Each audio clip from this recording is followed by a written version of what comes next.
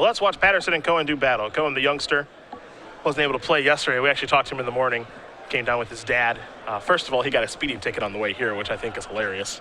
Yep. As I think he's either 16 or 17, learning how to drive. And he'll have to. He said he has a top 4th tournament now to pay for it, which is awesome. But he had a soccer game yesterday. Apparently, he's a goalkeeper. So that's why he was not here to play in our Standard Open, but he's here to play in our Legacy Open. And he's going to start off with an Underground Sea into a Deathrite Shaman.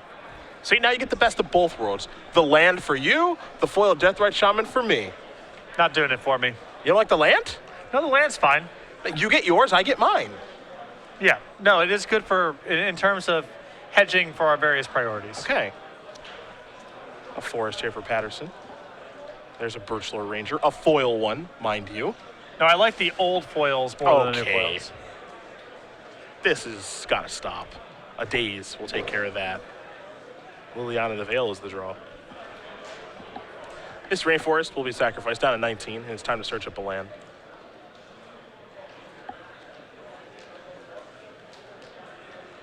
Passing through a deck full of foils and altars. I got to take a look at this. There's a, yep, sure, an Altered Bayou, absolutely. I like that Bayou. I think it's gorgeous. Now, I actually own an altar that I like quite a bit, but I would never play it in a deck. I would play him in a deck. I'd show it off. What do we got here? It's a Hymn to Torak. We're going after the grip now. And Noah is setting up for next turn to have Liliana the Veil. Yep. So a lot of disruption here. Good opening here to try to contain Dan's critical mass that he needs to go off. Let's see what he gets. Crater of Behemoth, and it looks like another, that's a Quirion Ranger, not another Birchlore Ranger. Just getting 2 cards there is good. I mean, all he's trying to do is just grind down the resources. So even though Dana does have some oddballs in the deck list, there are 2 Crater Hooves. Usually some of these bullets come at the cost of the second Crater Hoof, but Dana still has 1 left over in his deck. Over in Catacombs. Patterson. Wirewood, Symbiote. Gonna come on down. Fetchline, of course, has the ability to search up a Dryad Arbor. Cohen gonna quickly untap his 2 permanent, take a draw here.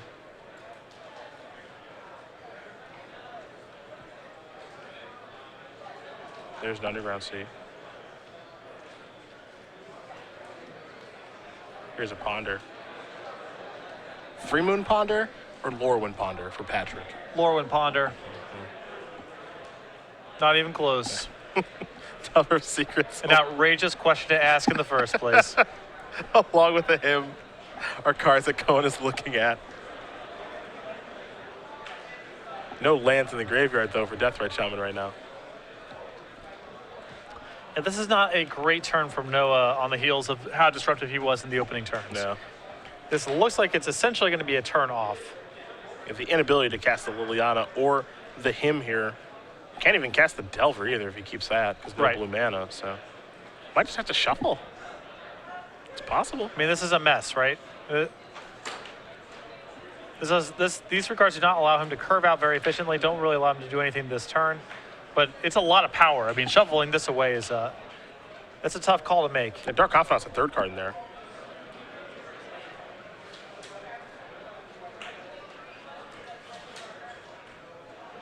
He's going to keep him. See what he draws. Dark Confidant. He still gets to play a land this turn and play Dark Confidant, so not the end of the world.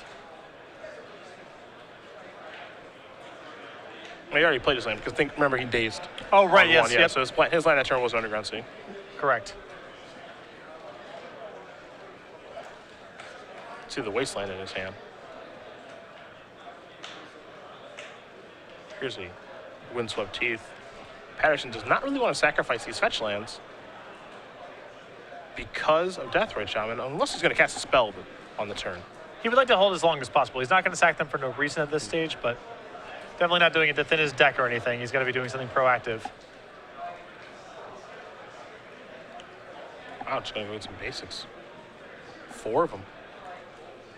A lot more basic heavy builds. In fact, clarifying on his deck list that these are basic forests. I can't say Good job not playing snow-covered forest. That's got to stop. Yeah, Bush League. It is very Bush League. Bush League.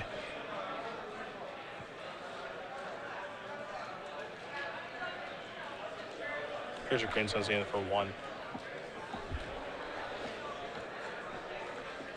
Let's see what he's going to search up. Surprised to not see an attempt at a Zenith for 2 here, because this has all the makings of an Elvish Visionary sort of game. Could be scared of a card like Daze. Oh, no, there's definitely a risk involved.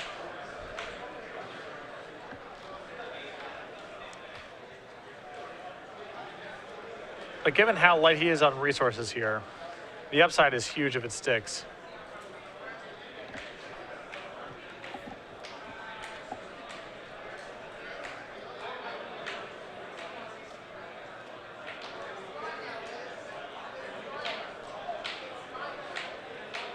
So I'm curious to see what Dana's plan is here with this Deathrite Shaman. Because it doesn't feel like he particularly needs mana. He's not really in a damage racing sort of game right now. Cohen draws the cards. The Hymnotoric that we know about. There's a Wasteland. Activate this. Remove one of those lands. Hymn-You. I think there are only 2 cards left, so...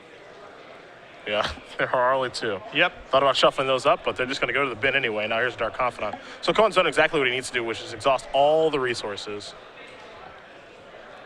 I believe still has Liliana left over in his hand. Yes, he and all does. this as well, so... Dark Confidant is here. That is not Squirrel Confidant. It is Bobby. Certainly greatness at any cost.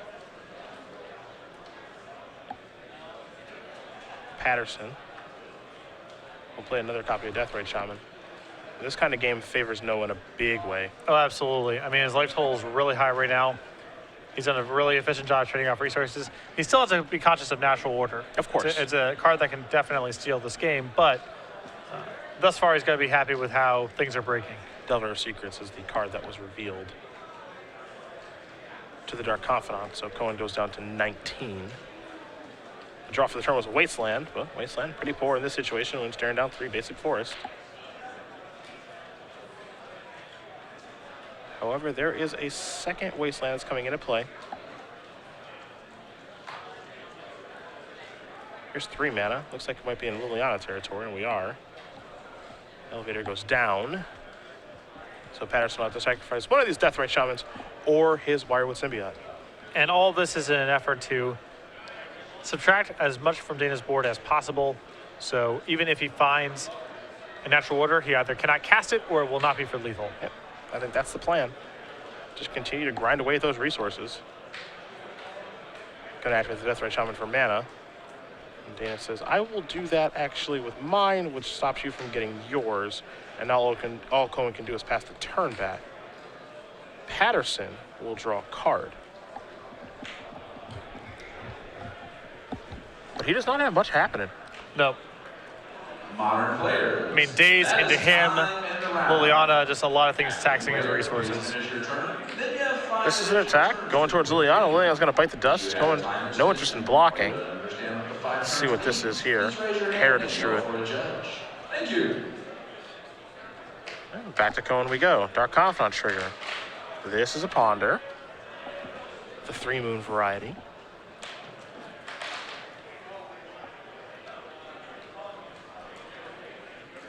See if Cohen wants to lead with this. It looks like he does. So he will cast the Ponder. Time to take a look at 3 cards. Delver of Secrets, a Ponder, and a Brainstorm among them. 3 incredibly powerful cards in the Legacy format. But none of them, all of them blue, and Noah without another source of blue mana. So again, kind of like the last Ponder, a lot of power and hard to shuffle away, but not the most efficient.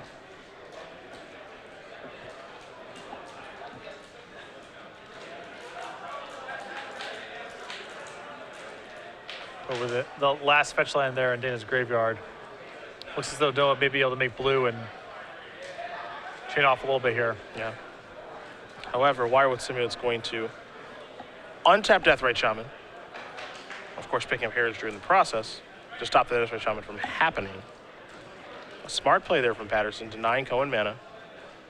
The bottleneck that Noah has here, there's only one and it's blue mana. Yep. That's it. He can find some of that. He's good to go. Does have a forcible in hand at the ready. Two-headed giant team Stewart. Here is Heritage Druid. Please come to the stage. That's going to get forcible very quickly, though. Cohen does not want that thing to be in play. Not sure I'm in love with that use of Force of Will. Seems like pretty. It does cut off a fair bit of mana. Well, now it's a disaster. Yeah, it's not good. That's the worst possible follow-up not for good. Noah. Because it one, seems here comes the other. the major concern about allowing a Heritage Druid in play is now natural order is a concern. The Force of Will just stops a natural order. Yep. So That's really the only card you can lose to in this situation. It feels that way. It's time to go Delvering. Get a clock going. Third Wasteland. See, he wants to fire those off, but he's got no targets. Unless he wants to kill his own lands. well, that's you say that kind of jokingly, but the bottleneck is blue mana at this stage. So If you want to, you can. Wasteland. Your own land. Activate Death Ray Shaman, get some blue mana. Whatever it's not it takes. pretty. It's not pretty. It's a roundabout way. But you can't be too proud. Deathray going to go active here.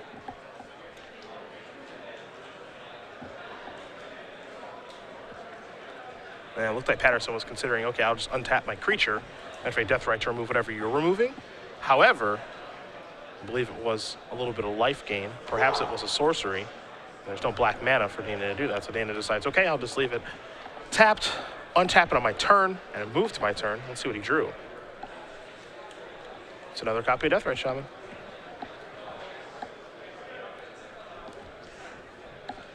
Cohen going to check here for Delver. So with that on the stack, he's going to cast a Brainstorm, set everything up here to make sure that one, Delver flips, and two, he doesn't take too much damage from Dark Confidant. And this is pretty important because even though Noah has a pretty commanding advantage at this stage, the pacing of the game is not great. There's still risk of this slipping away from him here. There's no Force of Will at this stage. So he wants to get this Delver flip to get a real clock going. Please sort your deck and bring it to the deck check area to the left of the main stage. So getting this flipped is really Please valuable sort for your Noah. deck, Try to bring shorten the it length of this deck game a little area bit. to the left of the main stage.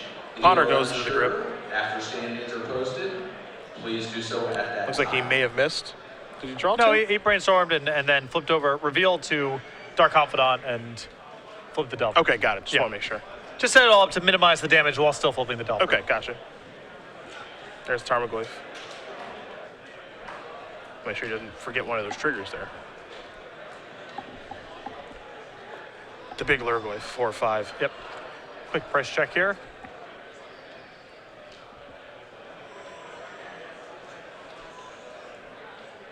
Noah, a big fan of flashy cards with his beautiful Wastelands and his Altered Tarmogoyf. I think you would trade him in right now for For blue mana? Return around to go Watery Grave so he can start casting some of the stuff in his hand. That's way too good of a land.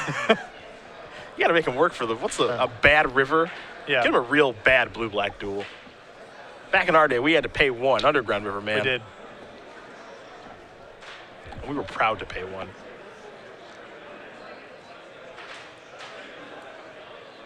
So Dark Shore Catacombs or Dark Slick Catacombs? Darkwater Darkwater Catacombs is the one you're Catacombs. looking for from Odyssey. Those, Yeah. oh my God, those lands were so bad. Oh, But we play with them and we loved them. yeah, we sure did. I actually like formats that have really bad mana. I think it makes for interesting Magic. I like when There she is. There it is. I like when there's a mixture of it from format to format. Yeah. Some formats have really good mana, some formats have really bad mana. Makes Magic more replayable. Take nothing for granted. Tropical Island. Second blue, finally.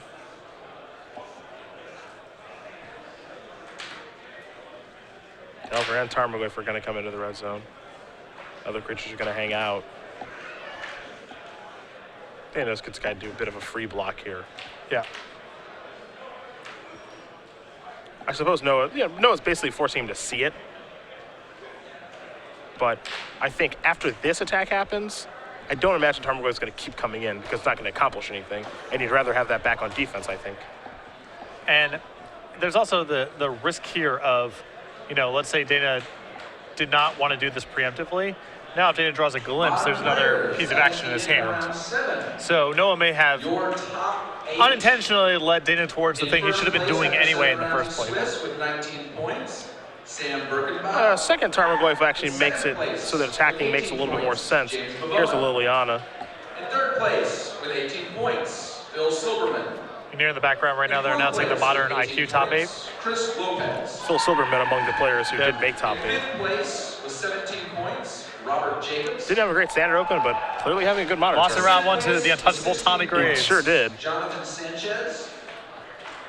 In 7th place with 16 points, Logan Peterson.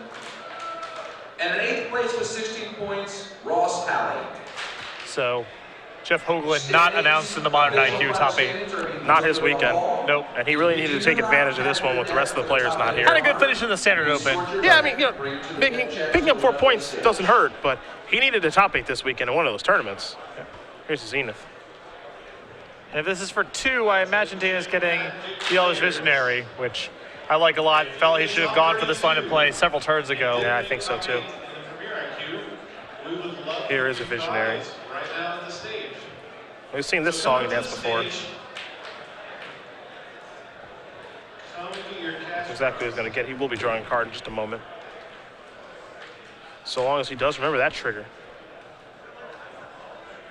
Always funny to me with Legacy and the power of this format and the cards that you can play. Elvish Visionary is one of the best cards in the Elves deck. Just a 1/1 that draws a card. When it shows up to the table, people are like, oh no, not this. Well, there's a lot of things that can synergize with a creature that says draw a card on it for 2 mana.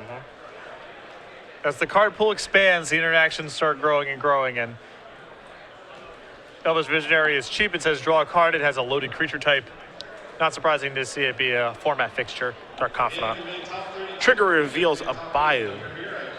The draw was a polluted delta for the turn. Now here's a Brainstorm. That's of course going to resolve as green does not have counter spells for that. At least Elves doesn't. A couple of cards drawn here. Looks like an Abrupt Decay among them. Also a Daze. Daze just okay right now. Nothing all that special here for Cohen. And again, given how dominant Noah was in the early game, this still feels like a game that can get away from him. A lot of it has to do with just the wastelands. He has not been able to deploy his spells efficiently here because he just has not had access to multiple sources of colored mana over the last couple turns.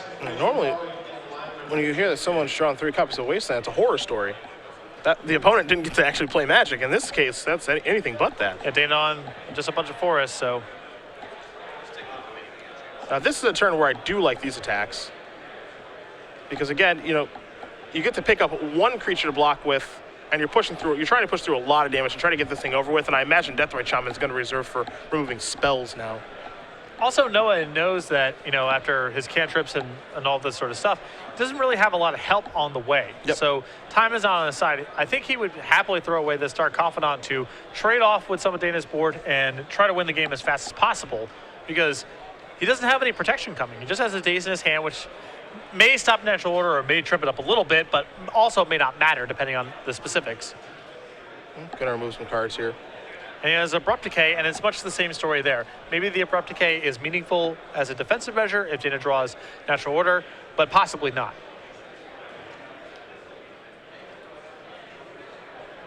Patterson's gonna go down to 5 after it's all said and done. Getting very close to facing lethal, so it's about now or never here for Dana.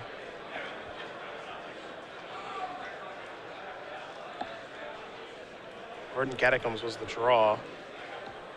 This is the Elvish Visionary that we already knew about, so we will get the cantrip off of that.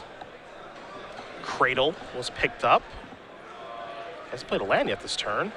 It's a Wasteland target, finally. The question is, does he have a natural order in his hand?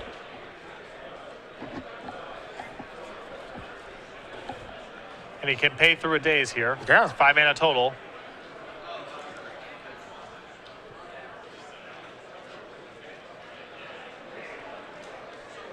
Yeah, I'm not sure. I know he has a forest in his hand. Top 8, please accumulate in the 180 table area. 4 mana. We will be over with your deck shortly to get the top 8 started. Modern top 8, please accumulate in the 180 table area.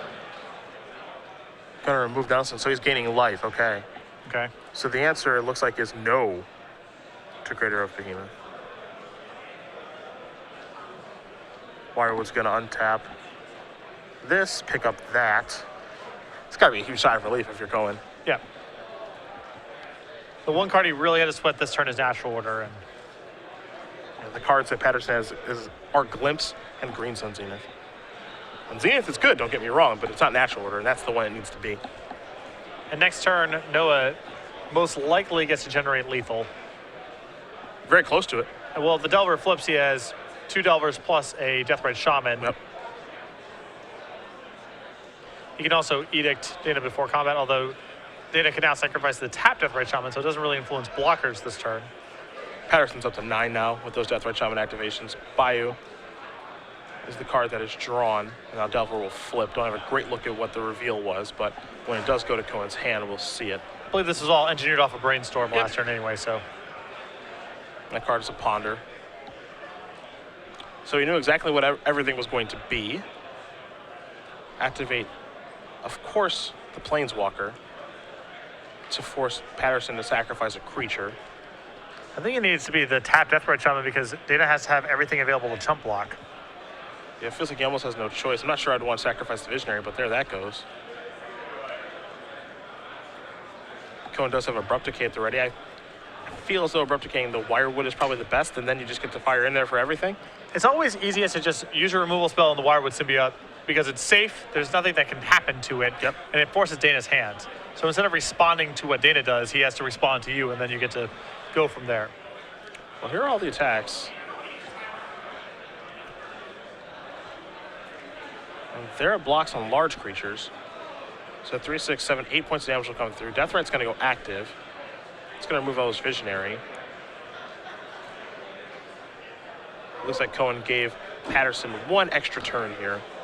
However, I don't think it's going to backfire.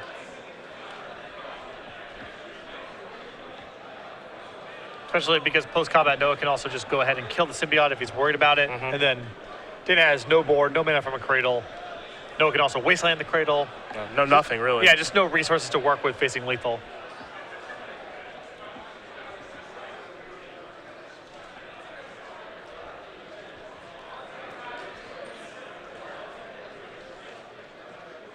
Looks like we'll have everything confirmed here momentarily, but this feels like just a chump block. If there's a decay, that's going to bite the dust. Yeah, now Dana just has nothing. Yep. Board is clear as can be.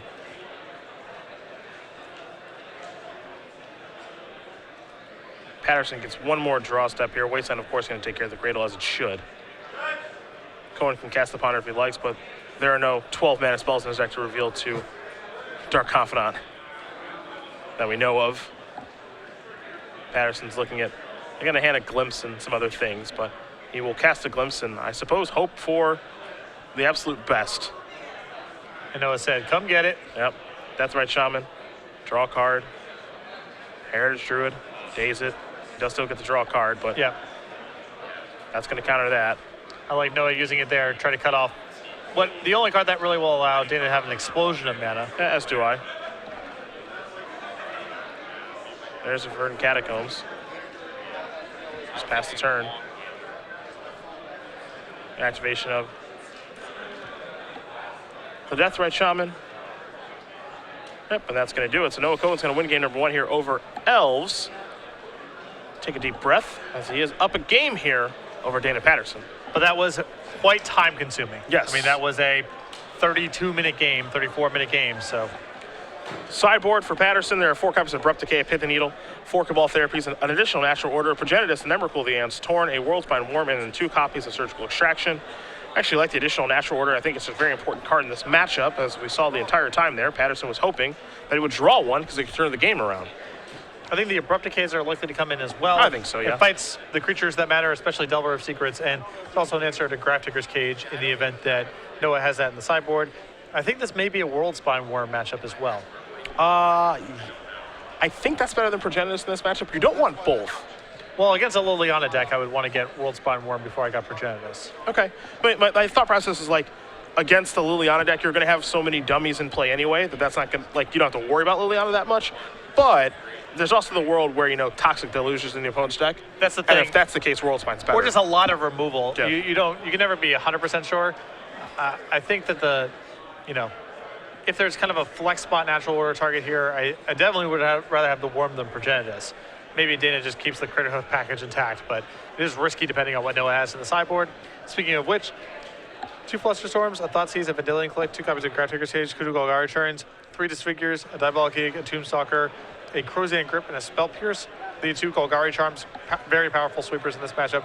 3 copies of Disfigure for additional removal, and Vendilion Click seems well suited for this matchup as well. Got a lot of healthy amount of removal after board. Yeah, he can become a lot more removal oriented for sure. I think that's what he needs to become to be able to win this matchup. Game 1 did go long. I think some things broke Noah's way. Those things actually ended up being quite good. Very explosive opening, but even still, Dana was definitely drawing live as they got into the mid-game. Noah's clock was a little slow, mostly because he was having colored mana issues, and Dana had a little bit of time to find something relevant. Well, Patrick, at the back end of this month, you're going home. I am. I will be at home in Seattle watching you and Matthias in New Jersey for our double Open Series weekend. Originally just scheduled for Indianapolis, but we're also having an Open in New Jersey where we are moving the coverage. With me and Matthias Hunt. This will be the first ever double Open Series weekend, and it will be the first large set of standard tournaments with Cons of Tarkir legal. So a lot to pay attention to that weekend, both in terms of the coverage in New Jersey and also the deck list that will be pouring out of both Open. So it should be a lot of fun. A lot of information to look through that weekend, that's for sure. I am looking forward to some sweet Cons of Tarkir action. Don't just port over the block decks that did well at that tournament. Shame on you. They're also not that likely to be good. I can agree with that. That's the other thing too. They're definitely good for block, and I think they're basis for decks, but get innovative out there. Right. Let me see something. Also, Goblin Rabble Master was not legal in block. Yeah, it's true. That probably would change some things. Probably would change some of the cards you were playing. Chances are. No doubt we're going to see a lot of Corsair crew fixes, though. Yes. I think it's... Corsair crew fix plus fetch land, flavored to taste. I think we're going to see a lot of week 1. I think we're going to see a lot of Rattleclaw Mystics, too. That card is just super sweet. Really excited for that Some card. very attractive rug cards that have been announced thus far. This rug is... I don't know if rug is my favorite, wedge, whatever. I have to actually think about that. I actually like Bant quite a bit. I used to play the Mythic Inscription deck for a really, really long time. You got a favorite wedge? Oh, definitely black, red, white. Ugh. It's the most disgusting of the bunch. Team And Italia? it always has the worst names for decks, too. Like, was it Boros? No, Borzov. Borzov? Yeah. Team Italia? Yep. What was the dragon? Oh, from which set? Either of them. The black, red, white dragon. Oh my God. I think it's Oros. Oh God, those that cycle. Yeah, from Planar Chaos. Yeah. Yeah. There's like Timur. No, that's not Timur. I can't think of the name of my. Oh my goodness. Oros is definitely one of them. I'm almost positive it's the black, red, white one. The reverse Rith the Awakener cycle. Yeah. Okay, yeah. sure. Yeah. They did not resonate the same way that Dromar and Rith and Treva did back in the day. Dromar was just the nuts. Oh yeah. I love that card. Oros the Avenger is the card we're looking for, Mr. Sullivan. That's your deck. That's your jam. Not really though. It's not like I ever really played with that card. No, it's your jam. That's your boy. There have not been very many good Oros decks in history. I know the Aristocrats won the Pro Tour, Yep. but by and large, you haven't seen a lot of... Stop saying Team Italia. Team Italia like, was it's awesome. an Open Series top 16 fixture for about 2 years there. Yeah, it sure was. Black, red, white. We don't see a lot of that deck. It's just a weird color combination. Yeah. No obvious synergies or things you would be trying to explore with those color combinations. Yeah.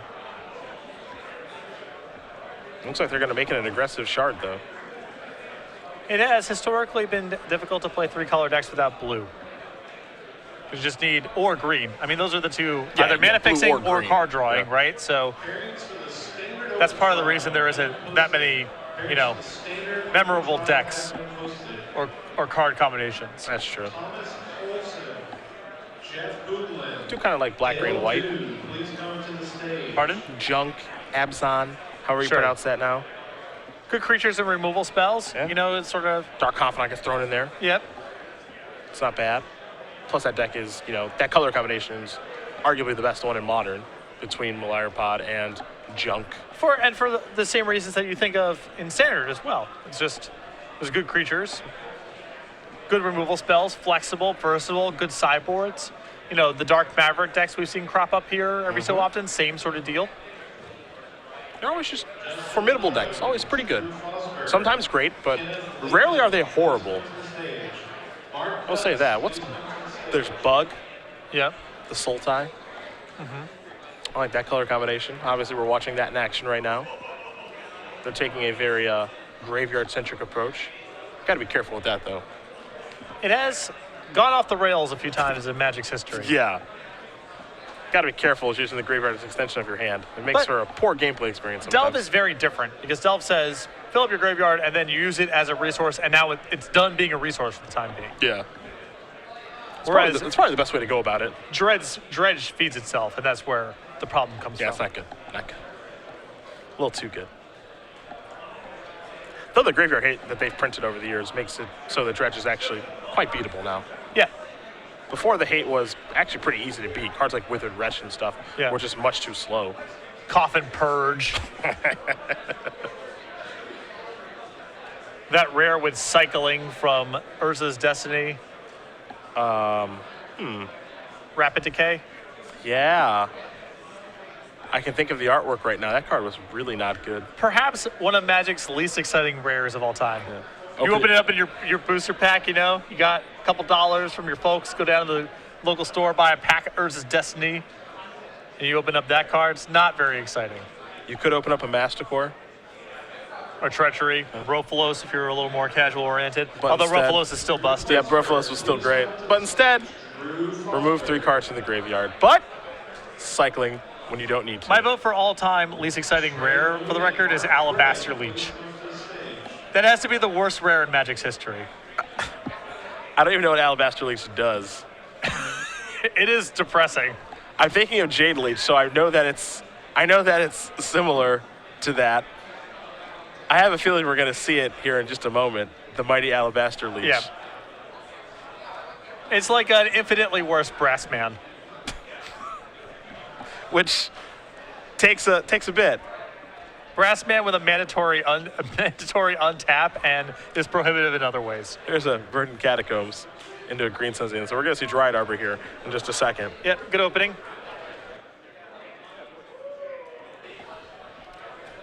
Oh, there. Oh, my God. So you get a 1/3 for 1 mana. Pretty exciting to start off with. No powers. No keywords. Oh, my God. Is it symmetrical? No. Only you have to pay more mana for your white spells.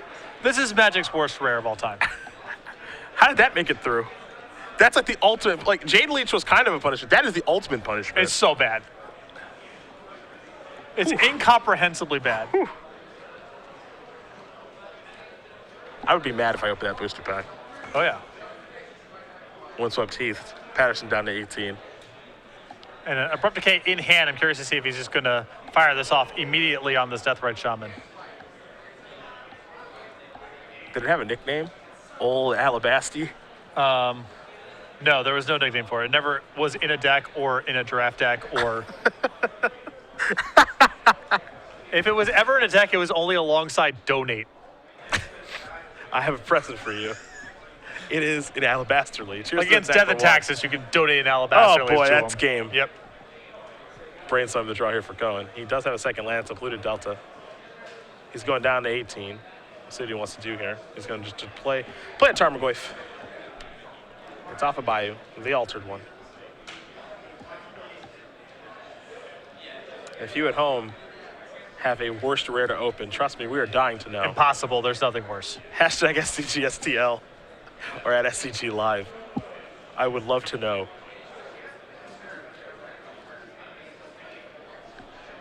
And Dana on the removal plan, not really where Elves is at its best, but at least staving off some beats for a while. This is the concern with going too overboard with bringing the removal and the discards and all that kind of stuff. It's your reactive. Yeah, the deck does not play well as a tempo deck where you're playing some 1/1s and then killing creatures. That's not a winning recipe. I guess black, red, white was called Dega? Yeah, Dig Evolver. Oh, okay. That's before me. That's when I was a wee child playing in my friend's basement. Oh, okay. That was my first PTQ winning format. Nice. Apocalypse Limited or something? Block constructed with the full block. Okay. Oh, it's Visionary going to go cantrip in here. Force of Will to draw here for Cohen. And there's a Tarmogoyf. Pass the turn back. No third land.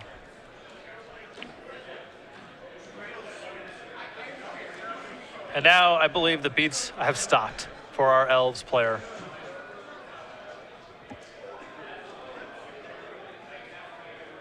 I think it is correct to bring in Abrupt Decays in this matchup, but this is an indicator of the issue here. And why combo decks in Legacy, the burden of proof is on, with these sideboard cards that dilute your linear strategy, the burden of proof needs to be on, I absolutely need these cards in the matchup, not, it seems like they'll be fine. That's the burden of proof required.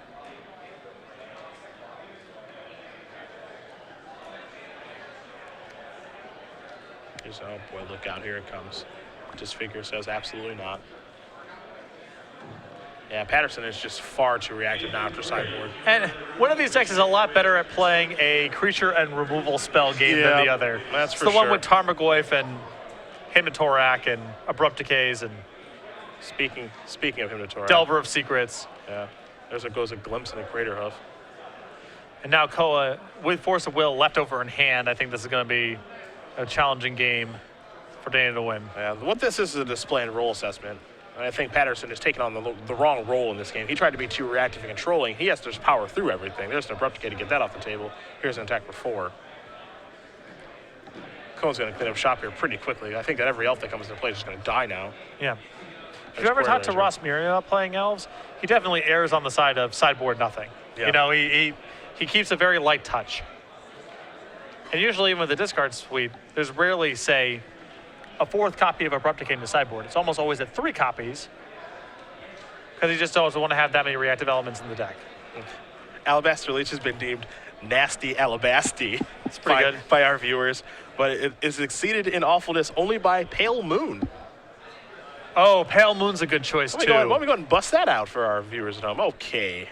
Until end of turn, if a player taps a non-basic land for mana, it produces colorless mana instead of its normal type. That is also a truly depressing rare. But that rare appeared in Mercadian Masks block where there's a large number to choose from. Like, does that rare suck? For sure. Does it suck that much worse than the second worst rare in Nemesis? Not really. It's kind of the same thing. Devin O'Donnell, who did just top 8 our Season 3 Invitational, tuning in. He is curious on your thoughts on Loafing Giant. Loafing Giant is also horrendous. Is that right up there? The thing is, Big loafs? no, Koa 2-0 here, pretty straightforward beating Yeah, in that second game. absolutely. The thing is, like, there's so many rares